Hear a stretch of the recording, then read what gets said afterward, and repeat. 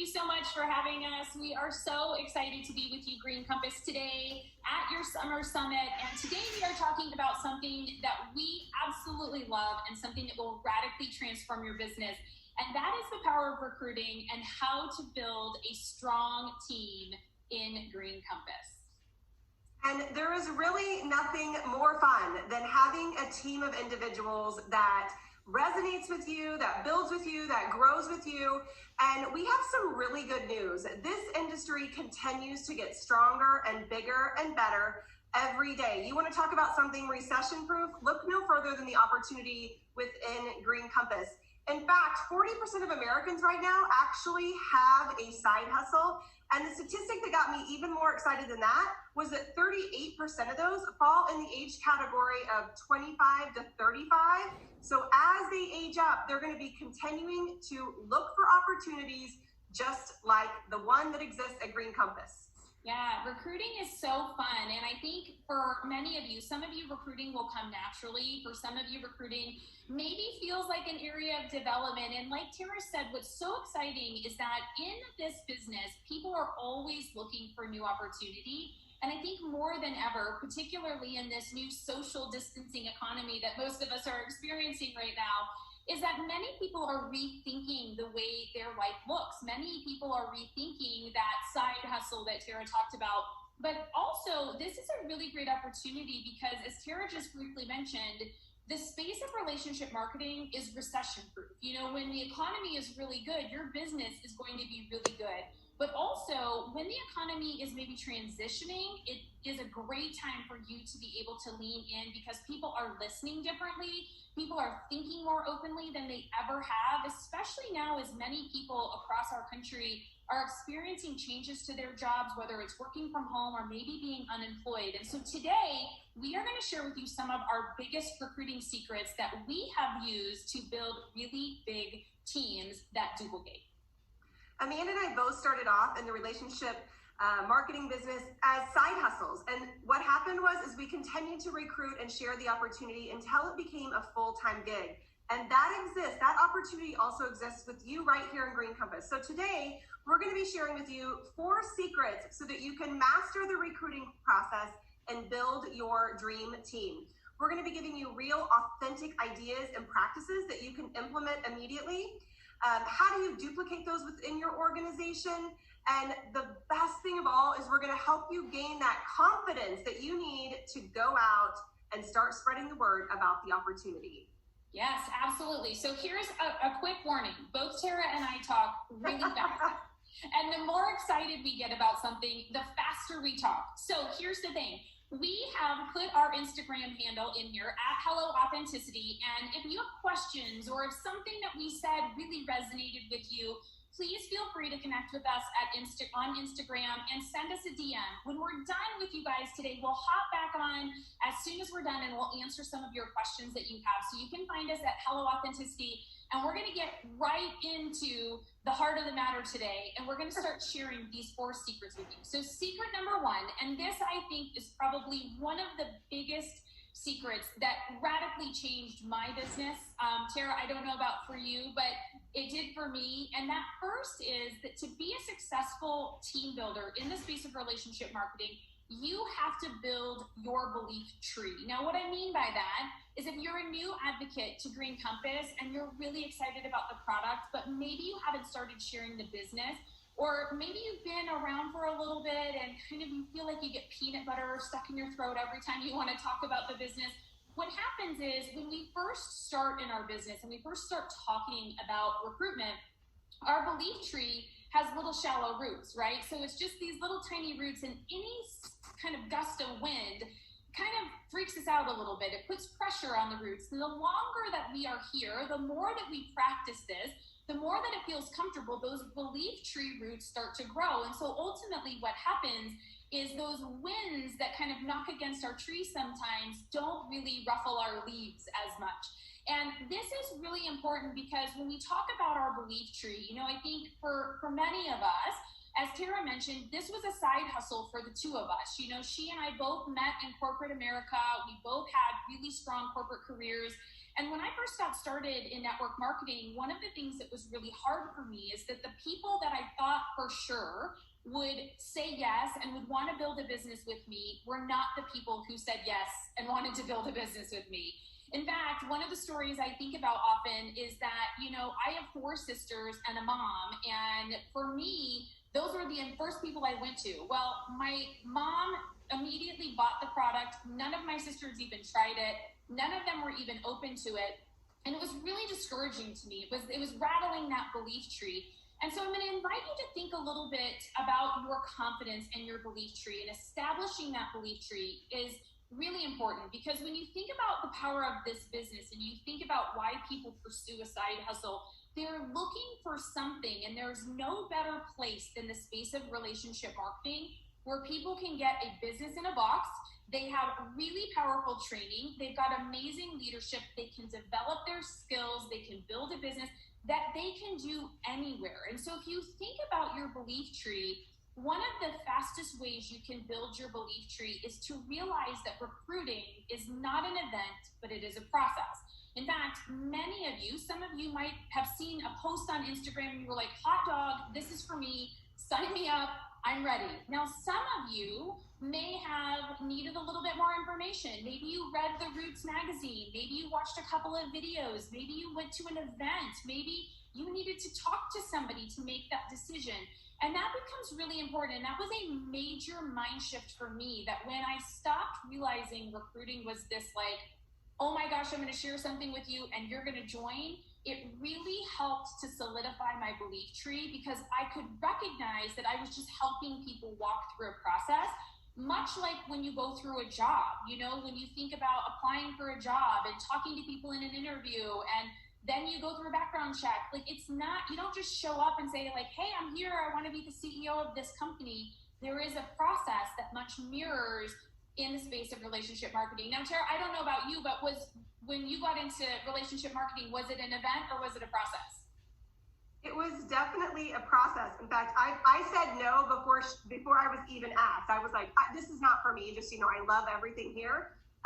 But then I remember thinking about it more and more, and then asking questions, and then going through, you know, the process of how it would look. And it was interesting because the reason that I started was very different than the reason a lot of other people start. And I think that's the other thing to keep in mind is you are not them. And that's how you build those relationships, is by really understanding the process, that everybody's going to be a little bit different. Yeah, absolutely. And that leads us right into secret 2, which is, how do you generate endless leads? Because I remember, you know, a couple years into my business, and I was rocking and rolling, and I thought, how am I going to sustain this? How am I going to continue to bring new leads in all the time? Especially as I was adding up people to my team, we often get fearful that, oh, I'm going to add that person to my team, but then I'm going to give away all of those leads that person was bringing me. And here's the thing I can promise you. There is never a shortage of people, and there is endless leads and opportunities. So that is definitely fear mode if you're worried about if you're going to bring people to your team that will actually decrease your sales. That's a false. It's totally opposite than that. And you can create endless leads. In 8 years, never once did I dry up on not having people that were buying and that I was talking to about the opportunity. But here's the secret. You have to earn the right to start asking and creating the need for someone to want to look at the opportunity that exists within Green Compass. So how do you do that? How do you earn that right? I know that we've all gotten those messages where it's totally out of the blue, totally out of nowhere. And, you know, I think the best one that Amanda sent me, we text back and forth sometimes, and she sent me this one that was once just a girl sent her a message and said, are you interested in MLM? Like, that was it. Not the company. Yeah. And oh my gosh, we were like, she clearly didn't earn the right. And it sounded kind of like crazy almost. They're like, ooh, I don't know, that sounds kind of naughty or something. I don't know. But we got a great giggle out of it. And so you do have to earn the right. And how do you earn the right? Well, you actually build relationship, because people are people. They aren't just prospects for you. And so how do you get to know them? So I'm going to share just a couple secrets with you. First and foremost, Amanda and I are huge believers in creating value through a VIP page on Facebook. Your Facebook friends, not all of them are going to be customers or prospects for your business, but there's going to be a lot of them out there who are going to be very intrigued and curious about what you do. So we encourage you to set up a VIP page that is about not just about Green Compass and your products, but really about health and wellness and better sleep and all the things that go into the benefits of so many of your products, so that when you do start sprinkling in the products and the opportunity, you've created trust, you've earned the right, and you've also you're in a leadership role where these people are like, I don't know, I'm going to be listening to whatever she's talking about, because a lot of things that she's given me have just been game changers for my life. So make sure that you have those VIP pages and that you're adding value versus selling. About 80-20 is the right rule. That's also the same rule for your Instagram page. Amanda and I had the good fortune of doing an Instagram training for Green Compass. So you're going to want to make sure that you go back and check. I think it's do they call it the Advocate Lounge or something? Back office. It's in your back office. Yeah, okay. Under video resources. To find that video, it's an entire training on how you can leverage Instagram. But these VIP pages are golden, and whatever it is that you do, you can put out teasers on your regular page to drive people through to them, giveaways, guest speakers, experts. It is the place that people want to go to that are interested in what you're doing, and those are the people that you want to talk to and that you want to build that trust with. Yeah, absolutely. And Tara, I know you also have some great ideas about, really helping people. I think about finding new team members when you think about not only your VIP page, but also converting some of your best customers. Absolutely. One of the things that I remember when talking with the women that were on my team, we would go through their best customers and I would be like, okay, this person has bought from you 10 times. Like, have you ever talked to her? She clearly loves everything that we have. And they were like, no, I just figured she'd want to buy.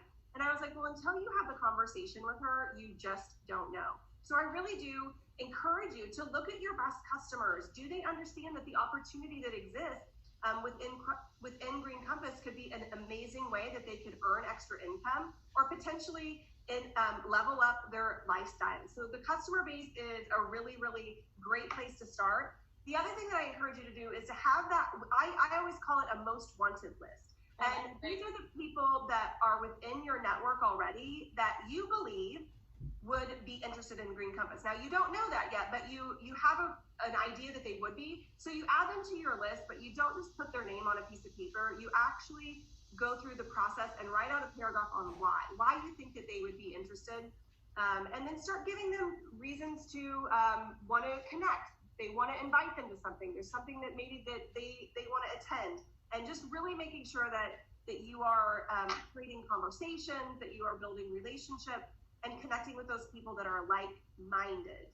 Yeah, I love that. And, I think Green Compass friends, it's really important. You spark this conversation, right? It's relationship marketing because it's really about building relationships. And a lot of times when you think about how to generate leads, it's because we oftentimes don't take time to foster relationships. And Tara, we built businesses, and having VIP pages and adding value and doing that is so important. And I think when you think about your belief tree, and then you kind of get it in your mind, people are endless. You stop protecting your list. A lot of times when we're newer in relationship marketing, we have this list, maybe our most wanted list, and we're like, look, I have this shiny, pretty little list. And then we actually get nervous. And the third secret that we're going to share with you today is really the how behind it. So if you think about the brilliant methodology that you have at Green Compass, the core methodology, the first two secrets we've shared with you really center on the power of connection. And this third secret, is really around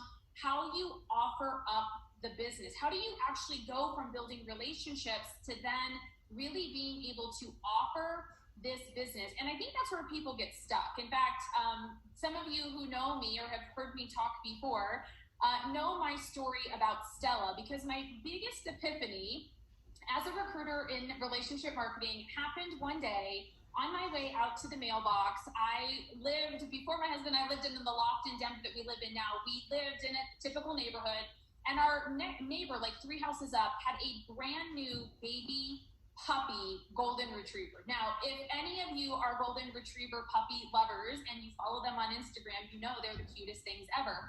So I love dogs, and I was out getting the mail one day. Kathy, Stella's mom, was out getting the mail one day, and I started talking to Stella a couple houses up, and I was like, "Hi, Stella," because of course you have to do the puppy voice, right? Yeah.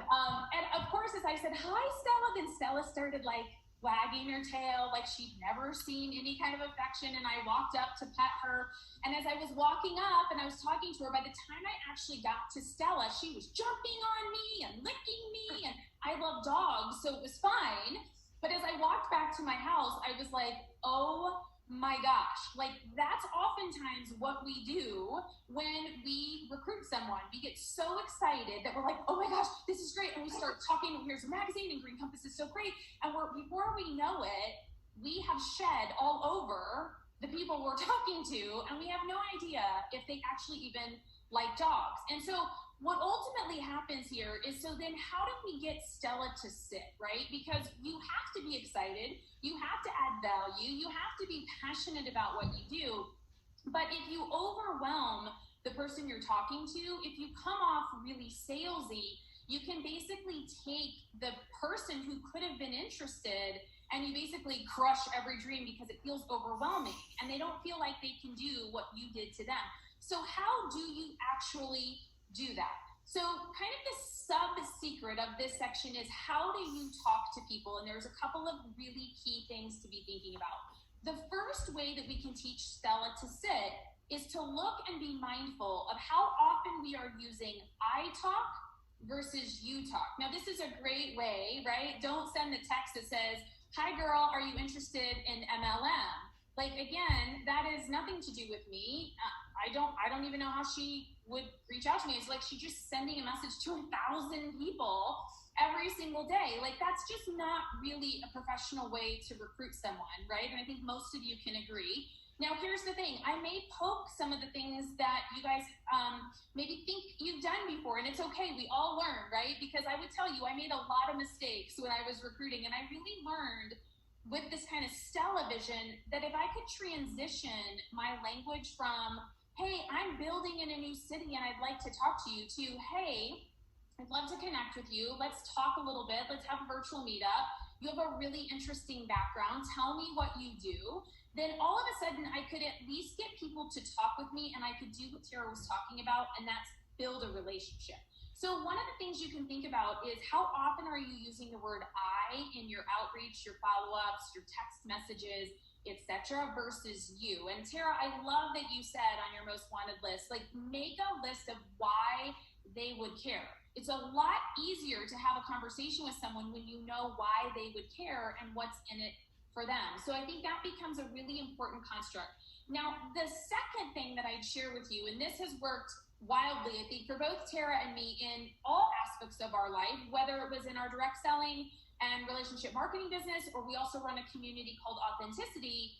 This has really been radically change oriented, and it's a great way to keep yourself focused on you talk versus I talk. And I call it the 5 questions. Now, the 5 questions, I love this because it's something that everyone can do. If you're a baby brand advocate for Green Compass, like, you can do this. If you've been a relationship marketing expert and you've been recruiting forever, this is a great way that you can teach your team how to duplicate, and that's the power of asking questions. So when I think about 5 questions, you can make them whatever you want them to be, but I oftentimes found that an easy conversation for me to have with a cold prospect or person that I was talking to when we used to travel on airplanes. We don't do that anymore. But when we used to travel on airplanes or at a Christmas party, I could always ask, "So what do you do for work?" And the reason that I loved to ask that question is because questions keep you you-centered, but it also helps you to qualify who you're talking to find out if they'd be good fit, to find out if you'd enjoy working with them, to find out what they do and what matters to them in their life. And so, "What do you do for work?" was always a really simple question. And then you can ask follow-up questions like, wow, the questions that worked for me was, "Wow, that's interesting. How long have you been a XYZ," whatever they do, right? And that tells you if they are people who are constantly looking for new things. Maybe they've been in a career for a long time. Maybe they're looking to retire. Who knows? You never really know until you ask the question. Then I used to love to ask questions like, well, that's awesome. What do you love about what you do? And that would get you thinking about what they love. And it would tell you their recognition style. It would tell you how they worked within a team.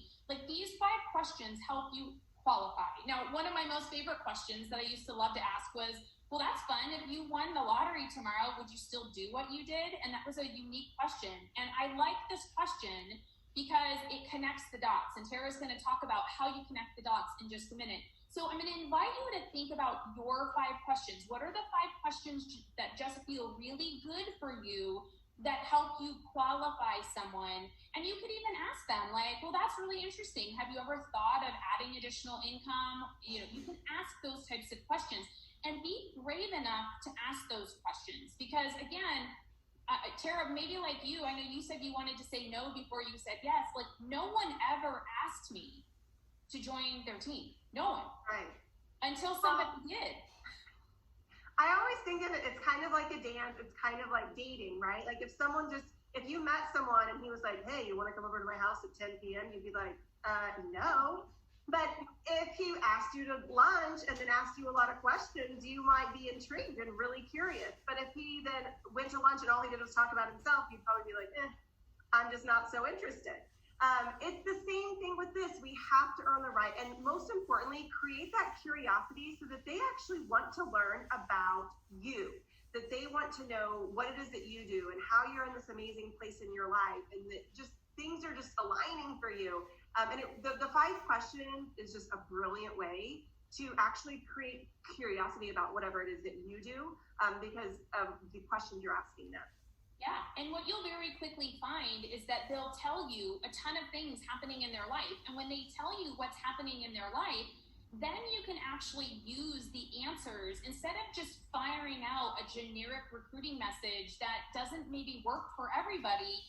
It allows you to really articulate the next best step for that person that you're talking to. Because again, very quickly, you're going to understand what they're motivated by. And you're going to understand, are they people who really will come into your business and actually work the business? And that's a big thing, right? Like, we're not trying to recruit 1,000 people that will never do anything in their business. We're trying to find our tribe. We're trying to find the people that really will come in and build a business. And so once you've really taken the time to teach Stella to sit, you look at your I language, you look at your you language, you ask those 5 questions, now comes secret 4. And this is, what do I do with all this? Like, I've gathered all this information. How do I make it not strange and feel like the crazy relationship marketer who's going to pitch them on my idea? How do you connect the dots effectively?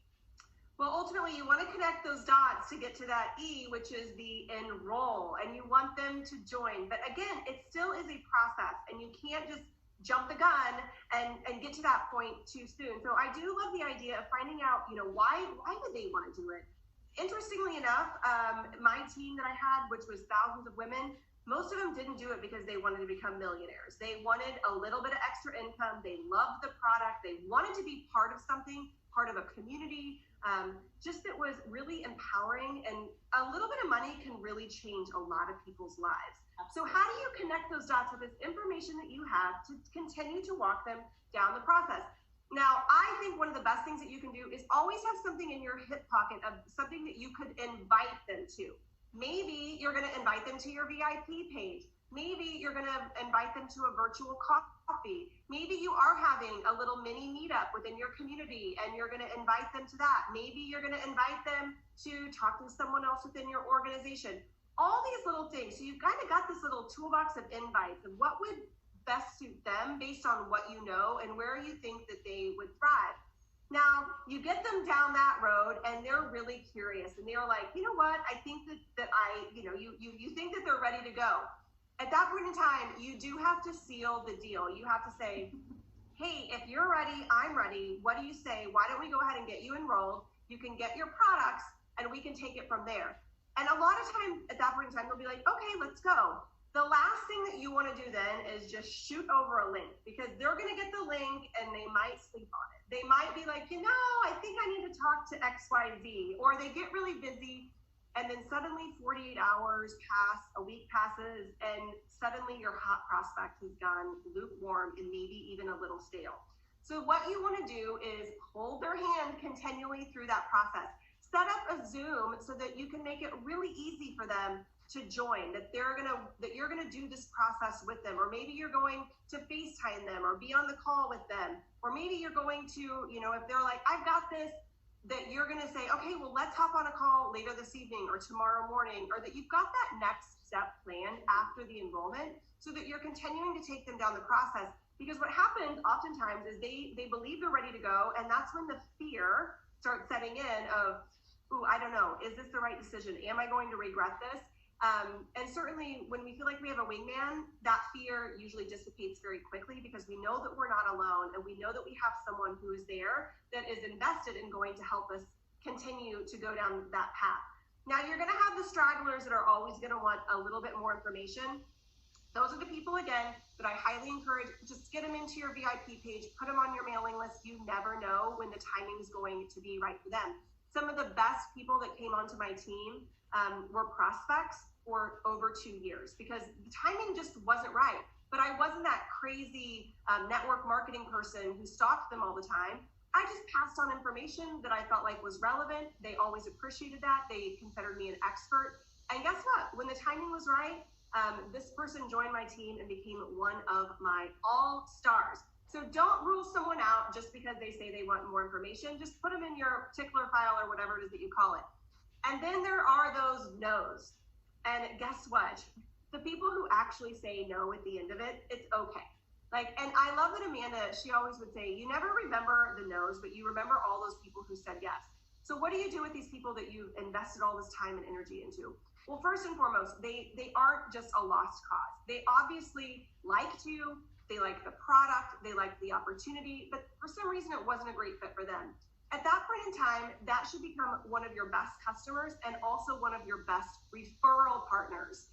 If you don't have an active referral plan, get one. Come up with something clever that is, when someone refers someone to you, you send them a little gift or a Starbucks gift card or whatever it might be. People love that. And people also love to refer business to people that they like and that they know their friends and whoever it is they're referring to are going to be taken care of. And Amanda, I love your last suggestion on the referral program and something that you did to kind of go back to those people who were interested but maybe just unsure, maybe a little bit of that fear of would anybody want to be interested in what I'm doing too.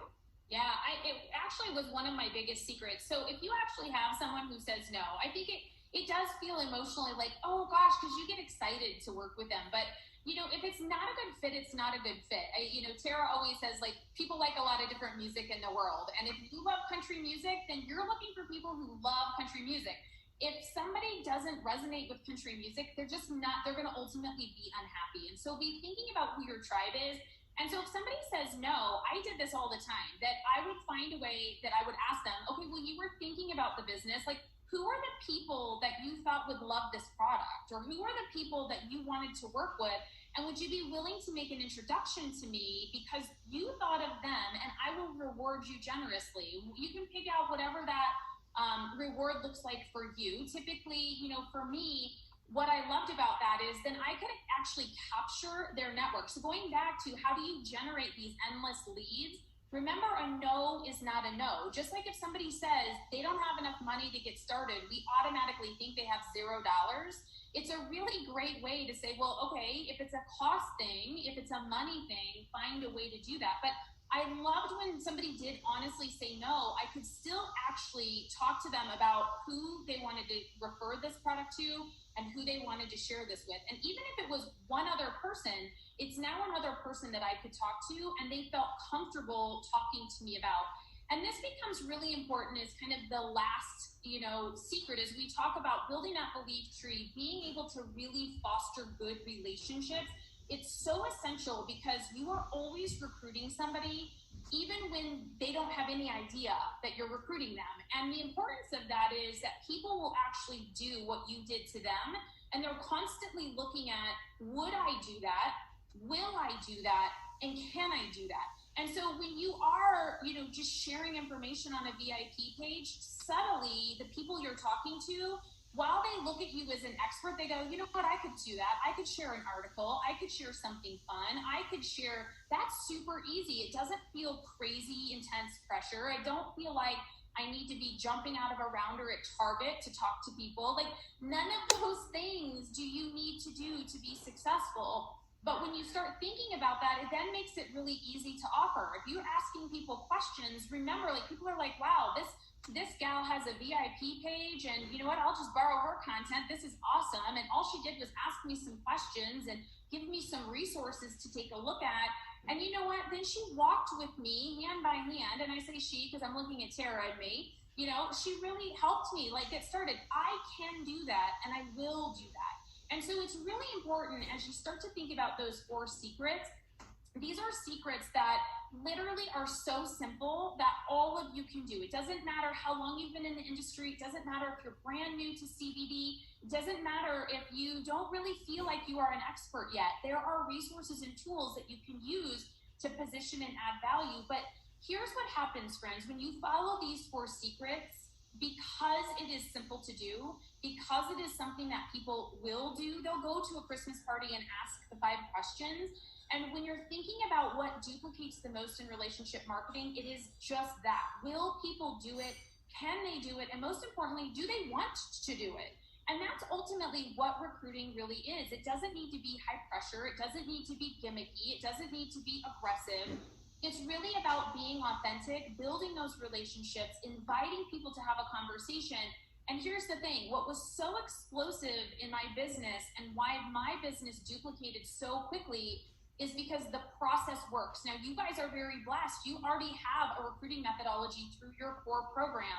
And the secrets that we've shared with you today fit into that core program, but they ultimately duplicate. And that's the thing. If you have to rely on being well scripted, if you have to know everything about your comp plan, that the business model just doesn't work. And one of the beautiful things about Green Compass for you is you have all those tools. So the more you just like point and give resources, the more you engage, the more people are like, gosh, you know, like this is really fresh. This feels really good. I actually am really excited about getting behind the Green Compass brand, and it will ultimately create mass duplication in your business because you've got a lot of people doing things that they want to do and that they do consistently over time.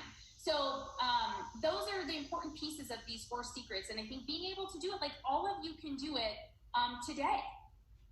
Absolutely. And level up your confidence. You know, there's nothing more magnetic than someone who's confident. And if you get to talking about the business and you're like, yeah, I always think about a waiter, right? You go into a restaurant and you're like, tell me about the special. And he's like, oh, it's just a fish. It's just okay. You'd be like, okay, I want nothing to do with that. But if he gives you this amazing, it's a tilapia and it has a pistachio crust with a drizzle on top, the mashed potatoes are, you're like, I am intrigued. I want that. And that's confidence. And here's the thing, you guys have an opportunity that people need. It is literally life-changing. Amanda and I will both tell you that it changed our lives. I know that some of you who are watching this right now know that it changed yours. And there are more people out there that need it than don't. It's not going to be for everyone, and that's okay. Your goal is not to tally up all the people who said no. It's to find those people that you can actually change your life. So should we tell them the last challenge that we have before we go? Yeah. Okay. If you're anything like me, your mind has been exploding during this training of all the people that you want to run out and talk to. So if you're making your most wanted list, I want you to take just 2 people. Amanda and I talked about this. We said just 2. Let's just start with 2. And we want you to start building that relationship and planting that seed over the next 24 hours. Now, once you get rolling on that, make sure that you send us an Instagram DM to keep us updated on your success. And also, we're here if you guys need to bounce any, like, I don't know what to do next. This is how they responded. Send us that. We'd love to be part of your success story and journey. And we've been so honored to be part of your virtual summer community and just part of being here today. So thank you so much. Yes, it's been amazing, Green Compass. Thank you for letting us be part of your summer summit. We hope that these 4 secrets we've shared with you on how to build an effective recruiting team and grow your team at Green Compass are leaving you wildly excited, and that you are so excited to put these into motion because you can do it, and we're excited to share in that success. So send us messages. We're happy to help support your success, and thank you for having us. And Sarah, we're going to give it back to you.